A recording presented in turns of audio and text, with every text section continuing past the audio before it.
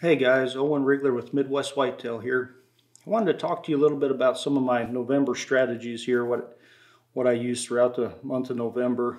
I kind of break this month down into three categories. The early part of the month prior to peak estrus, and then you got the middle of the month here in southern Iowa around the 15th, give or take a few days is peak estrus, and then outside of that, the latter third of the month, where most of the does have been bred and a lot of those bucks are freed up. So that first part of the month, I like to key in on in the mornings. I want to be back in cover around doe bedding.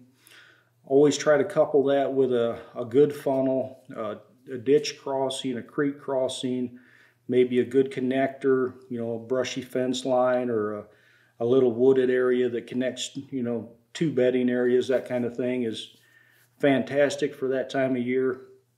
And then in the evenings, I'll usually be around food. The does are typically still hitting those food sources. They're getting harassed pretty good, but they haven't abandoned these food sources yet like they will later in the month sometimes. So I will be around the food sources. And again, I want to be on some kind of a pinch point funnel, maybe a farm access road. I've got a lot of those kind of setups too, where they use those access roads that are fantastic. And then as you get into the middle of the month, now you're starting to see a lot more does that are coming into estrus. Now this is the time where if your buck to doe ratio is out of balance, this is the time they would refer to as lockdown here, in that middle of the month. If you've got good buck to doe ratio, this can be some really good hunting. If you've got one buck that's freed up, he's going to be moving until he finds the next doe this time of year.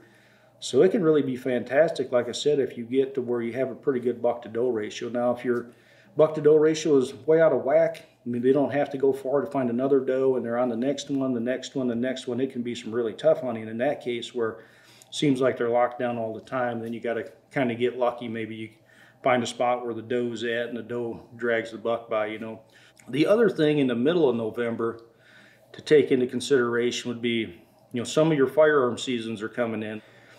Take into account forced movement that time of year. So you might key in on travel corridors, like a brushy fence line, any really good funnel where they would be moving from a block of timber. Maybe they're doing deer drives or whatever gun pressure people walking.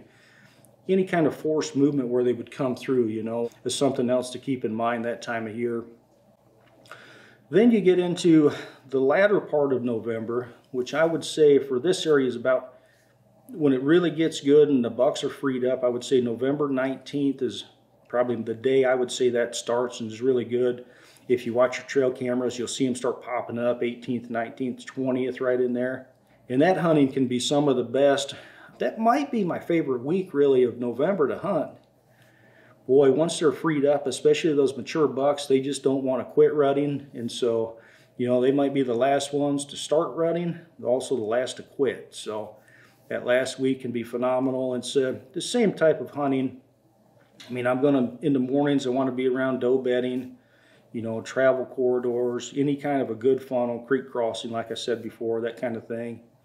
In the evenings, I'm going to start to go back to food because now in the middle of November, these does have really been harassed, big time, and some of them start to avoid those food sources. So, now this time of year, I'll go back to that as it starts to wind down a little bit. They're getting harassed a little less. The does will start to come back to food, and then even the bucks too. They're at some point they've got to start to eat as well. Then I would say those last couple days in November, you could hunt that very same way, like I was talking the 20th through the 27th, 28th. But at some point they're going to start to give up on the rut and start to go back to food.